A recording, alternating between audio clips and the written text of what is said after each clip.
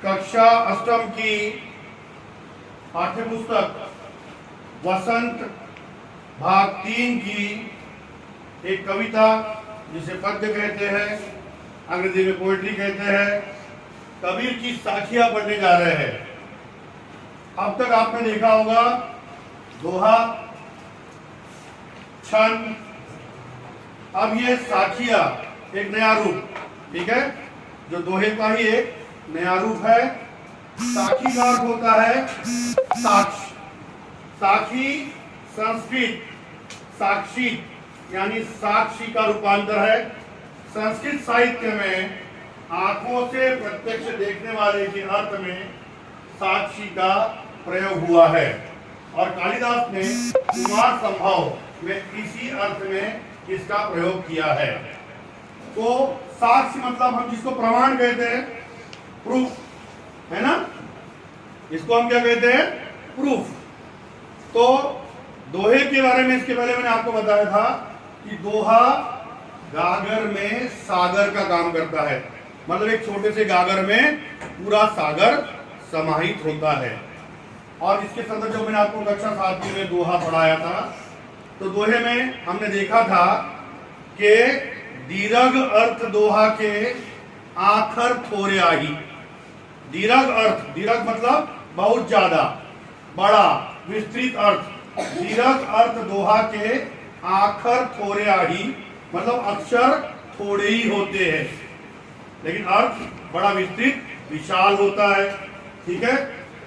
दीर्घ अर्थ दोहा के आखर थोड़े आही जैसे रहीमन नटकुंडली, रहीमदास जी कहते हैं जैसे एक कुशल कलाकार, जैसे रहीमन नटकुंडली सीमटी कूदी चढ़ी जाई। जिस प्रकार से एक कुशल कलाकार एक छोटे से रिंग में से अपने पूरे शरीर को सिकुड़ा कर दूसरी दिशा में कूद जाता है, उसी प्रकार से एक कुशल दोहाकार, जो कुशल है दोहा लिखने में, वो कम से कम शब्दों का प्रयोग करके उसमें गहन से गहन अर्थ को छिपा देता है। इसलिए उसे कहा गया है गागर में सागर। मतलब दोहे की केवल 2 ही पंक्तियां होती है। अगर हम इसकी मात्राओं का बात करें तो मैंने कक्षा 8वीं अ में कल मात्राएं सिखाई। तो इसके 4 चरण होते हैं दोहे के। एक पंक्ति होती है, बाद में कॉमा होता है, उसके बाद में दूसरी पंक्ति होती है, ये 2 चरण हो गए। उसके बाद नीचे की पंक्ति में एक पंक्ति होती है, फिर कॉमा होता है और अगली पंक्ति होती है और वहां पर दोहा समाप्त होता है। तो 4 चरण। तो दोहा के प्रत्येक चरण में 13 मात्राएं होती है। मतलब पहला चरण देखेंगे तो 13 मात्राएं, और दूसरा चरण देखेंगे तो 11 मात्राएं, तीसरा चरण देखेंगे तो 13 मात्राएं, और चौथा चरण देखेंगे तो 11 मात्राएं। अब मात्राएं काउंट कैसे होती है वो मैं आपको बता दूं। जैसे अगर हमने यहां लिखा कि जाति न पूछो साधु की, जाति न पूछो, साध शब्द लिखा है वहां पर, एक्चुअली जो साधु है साध की, ठीक है। ये पहला चरण हो गया, ठीक है। यहाँ पर पूछ लीजिए, पूछ लीजिए क्या है, ज्ञान। पूछ लीजिए ज्ञान, पूछ लीजिए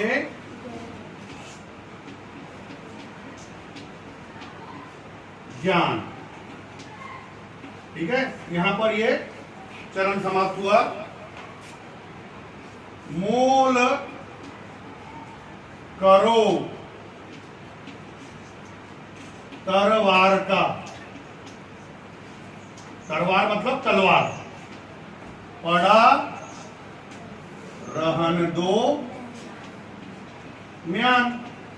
अब किसी बच्चे ने पूछा मुझे सर म्यान क्या है, म्यान समझ में आया आपको? म्यान क्या होता है? इसमें तलवार रखी जाती है, उसका जो केस होता है उसको म्यान कहते हैं, ठीक है। अब मात्राएं कैसे काउंट करेंगे हम? तो यहाँ पर ये जो चिन्ह है ये है गुरु, इसके अंक 2, ठीक है, और ये है लघु, इसके 1 अंक होता है। है ना। अब लघु किसे कहेंगे, जहां पर कोई मात्रा नहीं है, या छोटे ई की मात्रा है, या छोटे ऊ की मात्रा है। इसमें एक सुविधा दी जाती है कि जहां पर आपके 13-11 नहीं हो रहे, उसको आप परिवर्तन करके 13-11 कर सकते हैं। ठीक है, अब देखते हैं हम, यहां पर लगी है मात्रा, ये हो गया गुरु, है ना। इसको हम लघु मानेंगे, इसको हम लघु मानेंगे, इसको गुरु मानेंगे, इसको गुरु मानेंगे। ठीक है, इसको गुरु मानेंगे, इसको लघु मानेंगे, और इसको हम गुरु मानेंगे। ठीक है, अब काउंट करो, 2 और 1 3 और 1 4 और 2 6 और 2 8 और 2 10, 1 11 और 2 13। आ गई 13 मात्रा है, आ गई 13 मात्रा है। एग्री? अब इसमें देखते हैं हम, बराबर कर रहा हूं मैं।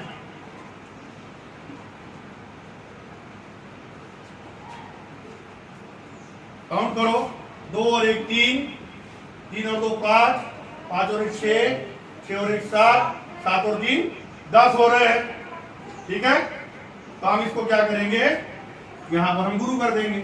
अब कितने हो गए, 11, क्योंकि एक ही मात्रा होती है ना इसकी, तो वहां 2 पकड़े हमने, तो हम इसको परिवर्तन अपने हिसाब से कर सकते हैं।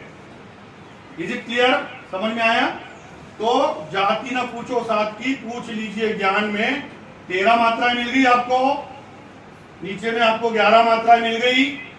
ठीक है, उसी प्रकार यहां भी आप करोगे तो भी कितने होंगे, 1 2 1 1 2 1 1 2 1 2।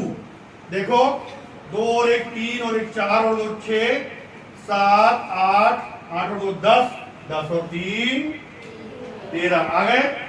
तो दोहा के प्रत्येक चरण में 13-11 मात्राएं होती है, ये सिद्ध होता है। ठीक है, यहां पर बताया है साखी अपभ्रंश काल से बहु प्रचलित दुहा, यानी दोहा में लिखी जाती रही है, अतः दुहा का पर्याय भी समझी जाती है। अब इसको क्लोज कर लो। ये जो है साखिया जो है, ये दोहा का पर्याय माना गया है, मतलब दोहे के समान ही है इसमें।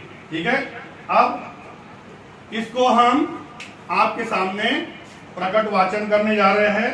ठीक है, और आशा करूंगा कि मेरे प्रकट वाचन के बाद कुछ बालिकाएं और कुछ बालक यहां आकर के मेरी तरह या मुझसे भी अच्छा, ठीक है, specially I invite to Hindi club boys and girls, okay, वो यहां आके खड़े होंगे, माइक बीच में रहेगा, और आप मेरी तरह मेरे जैसे मेरी तर्ज पर या अपनी कोई तर्ज लगा करके उसको बोल के दिखाएंगे। ठीक है, तो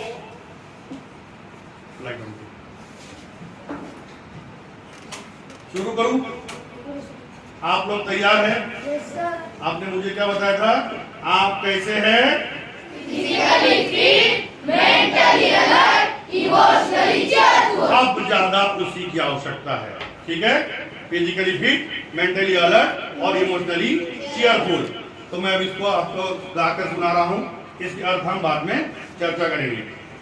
जाति न पूछो साधु की, पूछ लीजिए ज्ञान। जाति न पूछो साधु की, पूछ लीजिए ज्ञान। मोल करो तरवार का, पड़ा रहन दो म्यान। कबीरा पड़ा रहन दो म्यान।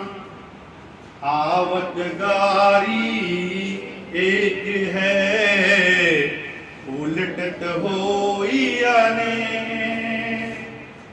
आवत गारी एक है, उलटत होई अनेक। कह कबीर नहीं उलटिए, रहत एक की एक। कबीरा रहत एक की एक। माला तो कर में फिरे, जीवी फिरे मुख माही। माला तो कर में फिरे, जीवी फिरे मुख माही। मनुआ तो दहु दिसी फिरे, यह तो सुमिरन नाही कबीरा, यह तो सुमिरन नाही। कबीर घास ना निंदिए, जो पाऊं तली होई। कबीरा घास ना निंदिए, जो पाऊं तली होई। उड़ी पड़ी जब आखी में, खरी दुहेरी होई कबीरा, खरी दुहेरी होई। जग में बैरी कोई नहीं, जो मन शीतल हो। जग में बैरी कोई नहीं, जो मन शीतल हो। या आपा को डारी दे, दया करे सबको कबीरा, दया करे सबको। अब इसके हम अर्थ पर चर्चा करते हैं। पहली जो साखी है, पहला जो साक्ष्य है, पहला जो प्रमाण है, पहला जो प्रूफ है, वो क्या कह रहा है? जाति न पूछो साधु की। अगर आप किसी से ज्ञान प्राप्त करना चाहते हैं, उसके जाति से आपको कोई लेना देना नहीं होना चाहिए। आपको मतलब किस चीज से होना चाहिए? उसके ज्ञान से। उसके पास ज्ञान कितना है, आप उसके पास ज्ञान लेंगे, वो आपका गुरु है। जिस प्रकार से हम जब तलवार खरीदने जाते हैं, तो तलवार की हम लंबाई देखते हैं, चौड़ाई देखते हैं, उसके अंदर कौन सा धातु का प्रयोग किया गया है, क्या वो स्टेनलेस स्टील की बनी है या लोहे की बनी है, यही देखते हैं ना। क्या उसकी आकर्षक म्यान को देख के लेते हैं। आपको किस चीज से काम है? म्यान से काम है, तलवार से काम है? तलवार से काम है। तो तलवार का आप तुरंत उसका देखेंगे किस प्रकार से ये उत्पाद है, कैसे इसकी क्वालिटी है। तो उसी प्रकार से जब हम जाते हैं किसी साधु के पास, साधक के पास, है ना, ज्ञानी व्यक्ति के पास, तो हमको उसके जाति से कोई मतलब होना नहीं चाहिए। हमको उससे उसके ज्ञान का मतलब होना चाहिए। ठीक है, अभी समझ में आया आपको? दुआ समझ में आ गया? गागर में सागर हुआ, पंक्तियां कितनी थी? 2, लेकिन बिल्कुल उसमें गहरा अर्थ छिपा हुआ था। अगला दोहा देखते हैं। आवत गारी एक है, उल्टत होई अनेक। जब किसी ने आपको अपशब्द कह दिया, किसी ने आपको गाली दे दी, तो आते समय तो वो एक ही थी, एक ही गाली दी थी उसने, उसके बदले में आपने उसको 2-4 गाली और दे दी। तो क्या हो गया? आवत गारी एक है, उल्टत होई अनेक। कहे कबीर नहीं उल्टी है। कबीरदास जी कह रहे हैं कि उलट करके उसको गाली के बदले में गाली मत दीजिए। इसका परिणाम क्या होगा? उसने जो गाली दी थी वो एक की एक ही रहेगी। समझ में आया आपके? कहे कबीर नहीं उल्टी है, रहत एक की एक। माला तो कर में फिरे, जीवी फिरे मुख माई। जब हम पूजा करते हैं, ध्यान करते हैं, तो हम हाथ में माला लेते हैं, तुलसी की माला 108 मनकों की, और हम उसमें जाप करना शुरू कर देते हैं, राम राम राम राम राम राम राम राम, या हरे कृष्ण हरे कृष्ण हरे कृष्ण हरे कृष्ण कृष्ण कृष्ण कृष्ण हरे हरे हम बोलते रहते हैं। ठीक है, ज्ञानेश्वरी में भी बताया हुआ है, भगवत गीता में भी बताया हुआ है ना। लेकिन उस समय हमारी जीभ जो है मुख में फिरती रहती है, गोल गोल घूमती रहती है ना। घर में कोई मिष्टान्न बन रहा है, कोई मसाले की सब्जी बन रही है ना, और आपके मुंह में पानी आ गया है। ठीक है, तो माला तो कर में फिरे, जीभ फिरे मुख माही, है ना। और उसी समय आपका मनुआ तो दहु दिसी फिरे। बैठे पूजा करने, बैठे ध्यान करने, और आपका मन दसों दिशाओं में भटक रहा है। ये क्या कर रहा होगा, वो क्या कर रहा होगा, पड़ोसी के घर में क्या हो रहा है ना, मेरे रिश्तेदार आने वाले थे अब तक आए नहीं, और आप काम क्या कर रहे थे, आप काम क्या कर रहे हैं, पूजा कर रहे हैं, माला फेर रहे हैं, जबान मुख में फिर रही है, मन 10 दिशा में फिर रहा है। तो माला तो कर में फिरे, जीवी फिरे मुख माही, मनुआ तो दहु दिशी फिरे, यह तो सुमिरन नहीं। सुमिरन मतलब ये स्मरण नहीं हो सकता, ये ध्यान नहीं हो सकता। इसलिए इस दोहे के माध्यम से, इस साखी के माध्यम से कबीरदास जी कहना चाहते हैं कि जब आप सुमिरन करने बैठे हो, ध्यान करने बैठे हो, तो आपको पूरा अपने आप को समर्पित कर देना चाहिए उस आराध्य को जिसके सामने आप बैठे हुए हैं। ठीक है, समझ में आ गई साखी? अगली साखी पर बढ़े, जोर से बोलिए। आ गया। कबीर घास न नींदिए। यहाँ पर घास किसका प्रतीक है? कमजोर व्यक्ति का, निर्धन व्यक्ति का, बुद्धिहीन व्यक्ति का प्रतीक क्या है? घास है। उसे घास को भी हमने तुच्छ नहीं समझना चाहिए। कबीरदास जी कहते हैं कि घास को भी हमने पैरों तले नहीं तुड़वाना चाहिए। कबीर घास न नींदिए जो पांव तली होई, जो आपके पैरों के तले आ रहा है उसको नींद, हमको पैरों तले तुड़वाना नहीं चाहिए। उड़ी पड़े जब आँखी में खरी दुहेली हुई, वही सूखा हुआ घास का तिनका जब हवा के संपर्क में आकर उड़कर आपके आंख में गिर जाता है तो खरी दुहेली मतलब आपको बहुत ज्यादा कष्ट होता है। हमने एक तिनका कविता देखी थी कक्षा 7 में, उसे बताया था ना, मैं ऐठा था खड़ा था मुंडेर पर, है ना, उसमें बताया गया ना। तो यहाँ पर एक दोहा इससे मिलता जुलता है, वो भी मैं आपको सुना देता हूं। तिनका कबहु न निंदिए जो पायन तर होय, तिनका कबहु न निंदिए जो पायन तर होय, कभी उड़िया खन परी पीर घनेरी होय, कबीरा पीर घनेरी होय। यहाँ पर पीर शब्द का प्रयोग किया गया है। पीर मतलब पीड़ा, घनेरी मतलब अत्याधिक पीड़ा होती है। अब यहाँ पर मैंने बताया आपको शुरुआत में इस साखी के कि यहाँ पर घास किसका प्रतीक है? निर्धन, बुद्धिहीन, कमजोर, ठीक है, निर्बल।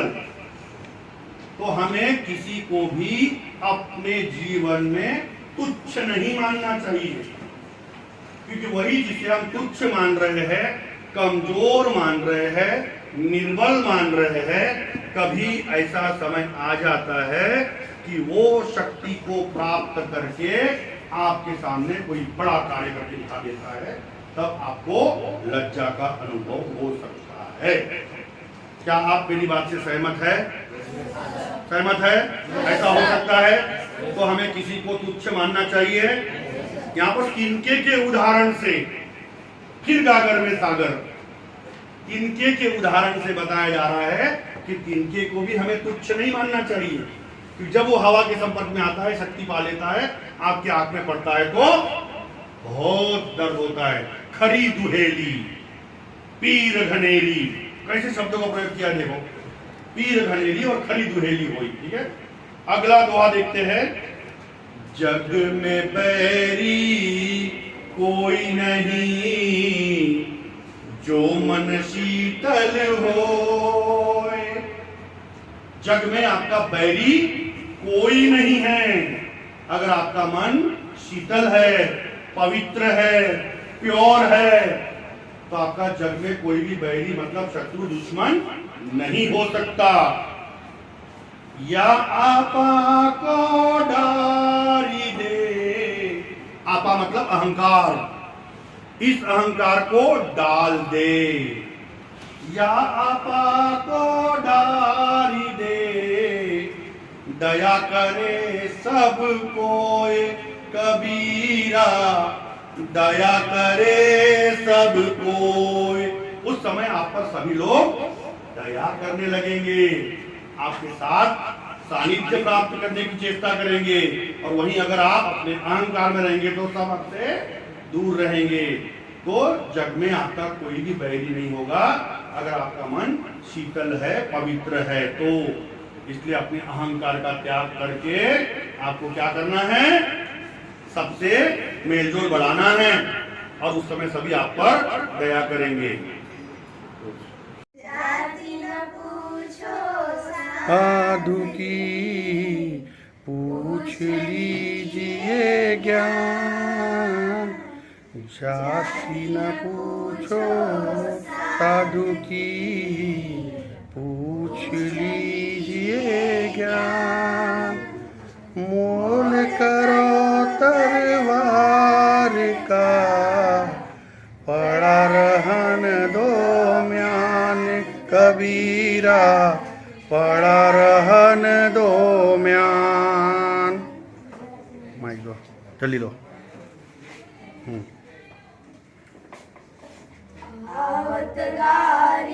एक है उलटत होई अनेक, आवत गारी एक है उलटत होई अनेक।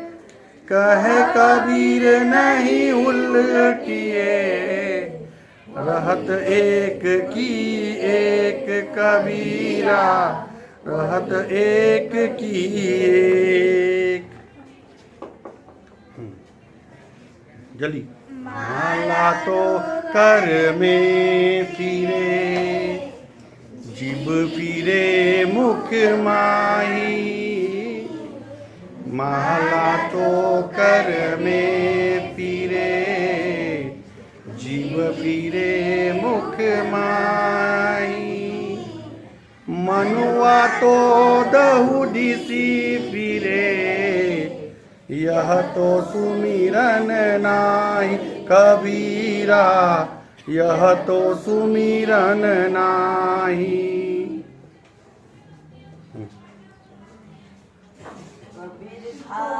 नहीं नींदिए जो पावन तर होई, कबीर घास नहीं नींदिए जो पाऊ तरी होई। कबूड़ी आखन पिपरी, खरी दुहेली होई कबीरा, खरी दुहेली होई। तुम लोग सपोर्ट करो ना। मैं बैरी कोई नहीं, जो मन शीतल हो। जग में बैरी कोई नहीं, जो मन शीतल होई। या आपा को डारी दे, दया करे सब कोई कबीरा, दया करे सब कोई। ठीक है, समझ में आ गया? बहुत अच्छा प्रस्तुति। हिंदी क्लब के लिए जोरदार तालियां।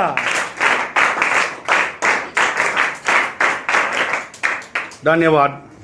इसके अलावा मैं और भी कुछ प्रसिद्ध दोहे कबीरदास जी के, उसकी भी चर्चा करना चाहूँगा यहाँ पर। उसको भी मैं आपको गाकर सुना देता हूँ, है ना। अगर अर्थ ग्रहण कर सको तो बहुत अच्छा, नहीं तो उसका अर्थ भी मैं आपको बताऊंगा। ठीक है, तो सबसे पहला दोहा है यहाँ पर इसके अनुसार।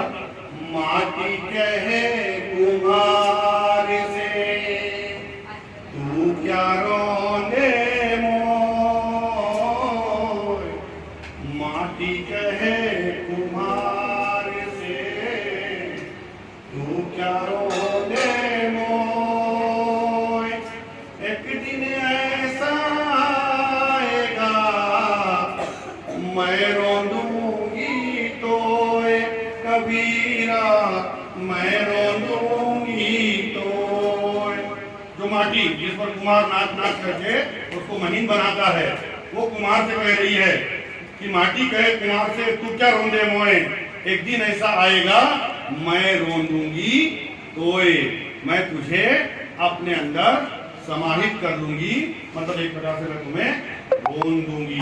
ठीक है, उसके बाद देखिए, माला पेरत जगमु जुगमुआ गया न मन कापे, माला फेरत जुग गया, गया न मन कापे, कर का मन का डारी दे, मन कापे, कबीरा मन कापे। माला फेरत जुग बीत गया, गया न मन का फेर, मन के अंदर जो व्यथा है, जो दुख है, ये मन से गया नहीं। यहाँ कविता जी कहते हैं, कर का मन का डारी दे, कर मतलब हाथ, अपने मन के मनपूर्ति को फेरना शुरू कर दे तो तुझे उसका समाधान मिल जाएगा। जिस दुख के लिए, जिस कष्ट के लिए, जिस क्लेश के लिए तू मन का फेर रहा है। ठीक है, समझ में आया आपको? अगला देखते हैं, गुरु गोविंद दो खड़े काके लागू पार, गुरु गोविंद दो खड़े काके लागू पार, बलिहारी गुरु आपकी गोविंद दियो बताए, कबीरा गोविंद दियो बताए। गुरु और गोविंद मतलब साक्षात भगवान श्री कृष्ण, ये दोनों दो दिशाओं में खड़े हैं, मैं बीच में खड़ा हूं। गुरु गोविंद दो खड़े काके लागू पाए, असमंजस में पड़ गया हूं मैं, किसके पैर पढ़ूं। लेकिन फिर मन में सोचता है कि गुरु ही तो व्यक्ति है वो, जिसने मुझे गोविंद कैसे दिखता है वो बताया है, इसलिए सबसे बड़ा कौन? गुरु। गोविंद से भी बढ़कर यहाँ पर गुरु को महत्व दिया है। ठीक है, समझ में आया आपको दोहा? अगला दोहा देखते हैं, मैं अभी चुनिंदा दोही पढ़ूंगा। साई इतना दीजिए जामे कुटुम समान, साई इतना दीजिए जामे कुटुम समान, मैं भी भूखा ना रहूं, साधु न भूखा जाए, कबीरा साधु न भूखा जाए। साई मतलब हे भगवान, हे प्रभु, मुझे इतना दीजिए कि जिसमें मेरे पूरे कुटुंब का भरण पोषण हो जाए, उनको मैं सारी चीजें उपलब्ध करा सकूं। साई इतना दीजिए जामे कुटुंब समाए, मैं भी भूखा ना रहूं और मेरे द्वार पर आने वाला भिक्षुक, याचक या भूखा व्यक्ति वो भी मेरे दरवाजे से भूखा न जाए। इससे अधिक मुझे मत दो, उतना ही दो, जामे कुटुंब समाए, मैं भी भूखा ना रहूं और साधु भी भूखा ना जाए। माया मरी न मन मरा, मर मर गया शरीर, माया मरी न मन मरा, मर मर गया शरीर, आशा तृष्णा ना मरी, कह गए दास कबीर, कबीरा कह गए दास कबीर। माया धन का लोभ, पैसे का लोभ, माया मरी न मन मरा, मर गया शरीर। पैसा कमाने के चक्कर में पूरा शरीर मेरा नष्ट होने की तरफ बढ़ता गया। आशा, भोग, तृष्णा, प्यास ना मरी, मेरा लालच कभी समाप्त नहीं हुआ। आशा तृष्णा ना मरी, कह गए दास कबीर।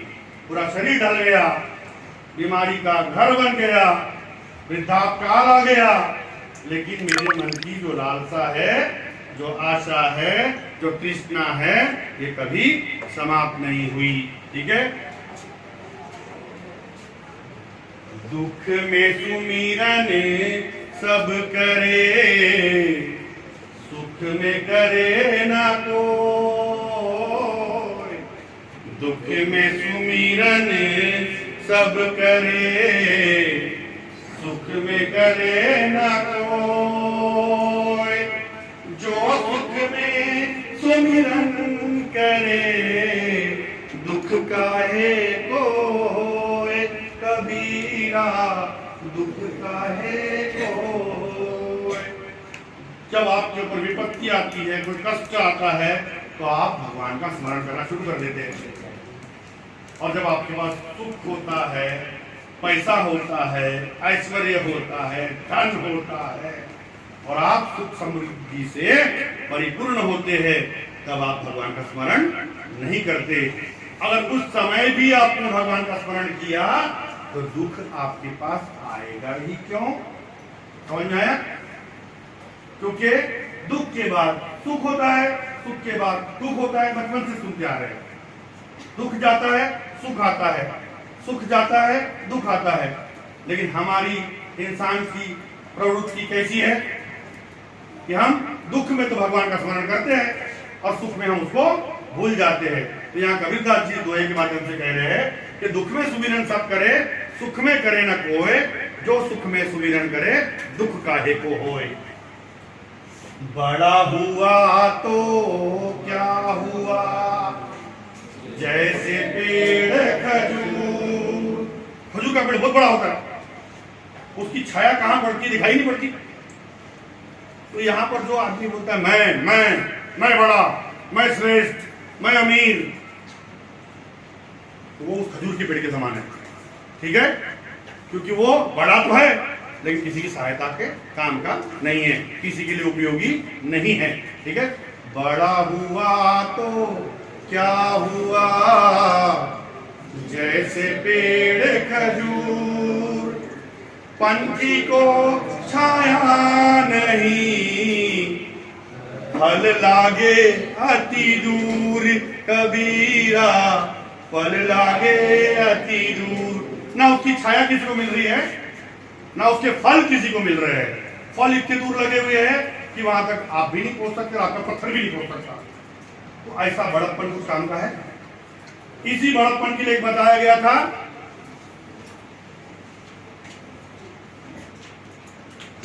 वो खाना, वो कोई एक अपना दोहा, समुद्र रहीम दास जी का दोहा है, धनी रहीम जल पंख को। हाँ, नहीं, धनी रहीम जल पंख को। मुझे बताओ जल्दी बताओ कौन सा दोहा है वो? धनी रहीम जल पंख को, लघु जिय पियत अघाय। उदती बड़ाई कौन है, जगत की आसुर जाए। समुद्र के ऊपर है, देखो, याद करो। हाँ, नहीं याद आ रहा है? याद करके बताना है आपको, यही आपका गृह कार्य होगा। ये जो बड़ा हुआ तो क्या हुआ, जैसे पेड़ खजूर, पंछी को छाया नहीं, फल लागे अति दूर से, मिलता जुलता दोहा आपको ढूंढना है। ठीक है। धनी रहीम जल पंख को, लघु जिय पियत अघाय। 7वीं कक्षा में हुआ आपका। धन्य है वो कीचड़ का जल, जिसको छोटे छोटे जीव जंतु पी करके अपना भरण पोषण कर रहे हैं। याद आया? उदधी बढ़ाई कौन है? उदधी मतलब समुद्र का पर्यायवाची है। उदधी बढ़ाई कौन है? क्या काम की? समुद्र का बड़प्पन, क्या काम का इतना बड़ा समुद्र, जिसके किनारे पे पूरा जगत आ रहा है और प्यासा चला जा रहा है। पानी पी सकते समुद्र का? नहीं पी सकते। तो फिर ऐसा बड़प्पन क्या काम का? उसी प्रकार से ऐसा बड़प्पन क्या काम का है ना, बड़ा हुआ तो क्या हुआ, पेड़ के खजूर के जैसा मिल गया आपको। अब आपको ढूंढना है एक और जिसने बड़प्पन को बताया है जो किसी काम का नहीं है, ढूंढ लेंगे। अगला देखते हैं। यहां गुरु जी का गुरु का महत्व बताया। सात समंदर की मसी करूं, लेखनी सब बन रहा, सात समुद्र की मसी करूं, लेखनी सब बन रहा, सब धरती कागज करूं, गुरु गुण लिखा न जाए, कबीरा गुरु गुण लिखा न जाए। पूरी धरती का कागज कर लूं, पूरी धरती को कागज बना डालूं और सातों समुद्र को मिला करके उसकी शाही बना डालूं। मसी करूं मतलब उसको मथ लूं मैं, पूरा शाही बना करके उसको मथ लूं, शाही इंक, ठीक है। सब धरती कागज करूं, लेखनी सब बन रहा है, सारे जंगल की लकड़ियों को काट करके उसकी मैं लेखनी बना दूं, उसकी पेन बना दूं, उसकी पेंसिल बना दूं। सात समुद्र की मसी करूं, लेखनी सब बन रहा है। और क्या बोला है, सब धरती कागज करूं, गुरु गुण लिखा न जाए। गुरु का गुण ऐसा है जो हमें अंधकार से प्रकाश की ओर ले जाता है। गु मतलब अंधकार और रू मतलब प्रकाश, जो हमें from concrete to obstruct, from darkness to bright लेके जाता है। वो कौन होता है, गुरु। समझ में आया ना। तो उस गुरु के बारे में लिखने बैठूंगा मैं, ये सब चीजें मुझे कम पड़ जाएगी। सातों समुद्र की शाही भी कम पड़ जाएगी, सारे जंगल की लकड़ी काट करके उसकी लेखन बना लूं मैं, वो भी कम पड़ जाएगा। और पूरे धरती के एरिया के जितना बड़ा कागज में बना डालूं तो भी वो मुझे कम पड़ जाएगा। मैं गुरु के महत्व को नहीं लिख सकता, कोई नहीं लिख सकता। समझ में आया आपको। धन्यवाद आप सभी का।